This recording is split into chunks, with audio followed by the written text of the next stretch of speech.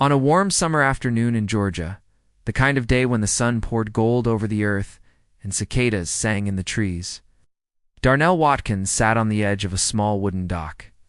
His fishing rod rested across his knees, the line disappearing into the still, glassy surface of Lake Garrison. The water rippled now and then, catching the sunlight, and he felt an easy peace settle over him. This lake was a place he had known since childhood. His grandparents used to bring him here for picnics, teaching him how to cast a line and wait patiently. But that peaceful moment was about to be interrupted. The neighborhood's homeowners association president, a sharp-faced woman named Mrs.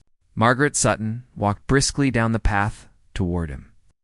She was dressed in a neat white blouse and khaki pants, and she carried a clipboard as if it were a weapon. Behind her, 2 other HOA board members followed, both wearing that same tight-lipped, the expression that told you they were ready for confrontation.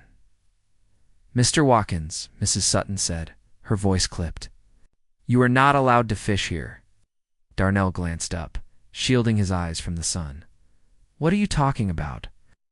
I've been fishing here for years. My family's lived in this county for generations." Mrs. Sutton pursed her lips. "This lake is part of the Garrison Estates community. It's private property. Only residents in good standing with the HOA are allowed to use it, and you, sir, are not a member. I'm visiting my cousin Andre.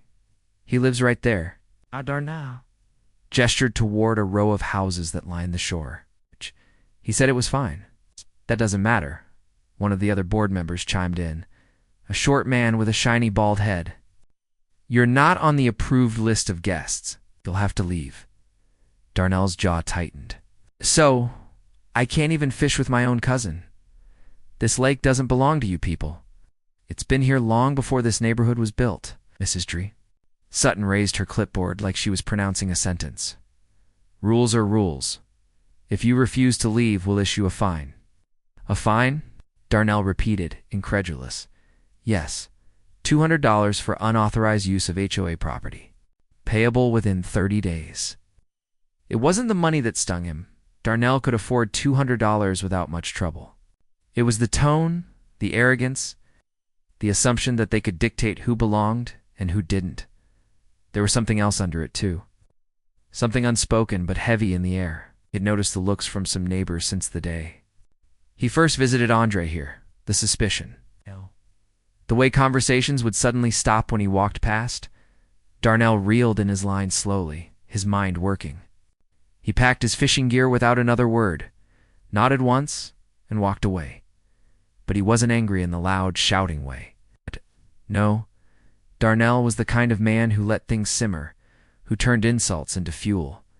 And as he walked back toward his cousin's house, he began to form a plan. Darnell Watkins wasn't just some casual fisherman. He was a successful entrepreneur who owned a chain of automotive repair shops across 3 states. He was smart with his money, investing carefully over the years until he had a comfortable fortune, never flaunted it, never felt the need to prove himself, but that didn't mean he was powerless. Over dinner that night, he told Andre what had happened. Andre, a tall man with an easy laugh, slammed his fork down. "Man, those people are out of control. They think they run everything. Around here, they fined my neighbor last month because his grass was half an inch too long." Darnell leaned back in his chair. "What's the deal with the lake, anyway? Who owns it?" Andre shrugged. "HOA claims it's theirs, but I heard it's actually owned by some old guy who lives out in the country. They lease the rights from him for the residents." That was all Darnell needed to hear.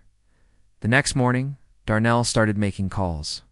He found out that the lake, all 14 acres of it, belonged to a man named Harold Whitaker, an 82-year-old retired farmer. Harold had inherited the property from his father decades ago, but never lived near it. The HOA had an annual lease agreement that allowed residents of Garrison Estates to use the lake for recreation. In exchange for a modest fee, Darnell called Harold and introduced himself. They talked for nearly an hour about fishing, about the history of the lake, about how the neighborhood had sprung up. Founded in the late 1990s, Harold confessed that he didn't much care for the HOA folks. They're always complaining about something, he said, with a chuckle. "Last year they called me about a duck problem. said there were too many. It's like I'm supposed to tell ducks where they can swim. When Darnell asked if Harold had ever considered selling the property, there was a long pause. I might, if the price was right. Truth is, I'm too old to bother with it anymore. Within a week, Darnell had arranged to meet Harold in person. They sat at Harold's kitchen table, papers spread out between them, while a pot of coffee brewed in the background. Darnell made an offer, a fair one, well above the property's appraised value. Harold's eyes widened, and after a moment's thought, he extended his hand. Son, you've got yourself a lake. The sale went through faster than anyone expected. One sunny Thursday morning, the deed to Lake Garrison was officially in Darnell Watkins' name. He drove out to the lake that same day, parking near the dock where Mrs. Sutton had confronted him. When she spotted him from across the water, she came marching over, clipboard in hand. Mr. Watkins, I hope you're not planning on fishing here again without authorization. Darnell smiled slowly. Actually, Mrs. Sutton, I think I have all the authorization I need. He reached into his folder and pulled out a crisp copy of the property deed, holding it out for her to read. Her face went pale. This is impossible. The HOA leases this lake. Not anymore, Darnell said. The lease ended the moment I bought it. I own it outright, which means I decide who can and can't use it. Right. Mrs. Sutton's mouth opened and closed, like a fish gasping for air. You can't just. I can, Darnell interrupted. And I am, effective immediately. Garrison Estates residents are no longer permitted to use the lake. Consider it private property, the other board. Members who had followed her were staring at him, speechless. Darnell gathered his fishing rod from the back of his truck and walked past them toward the dock. Oh, and Mrs. Sutton, called over his shoulder. You might want to let everyone know before they try to find me again. Word spread through the neighborhood like wildfire. Some residents were furious. Others secretly cheered, tired of the HOA's heavy-handed rules. The next board meeting was chaos. With people shouting about their lake rights and demanding answers, Mrs. Sutton tried to spin the story. Blaming Harold for selling out from under them, but no one could ignore the truth. The new owner had banned them. Meanwhile, Darnell enjoyed his fishing in peace. He invited friends, family, and kids from the local community who didn't live in Garrison Estates to come fish, swim, and picnic.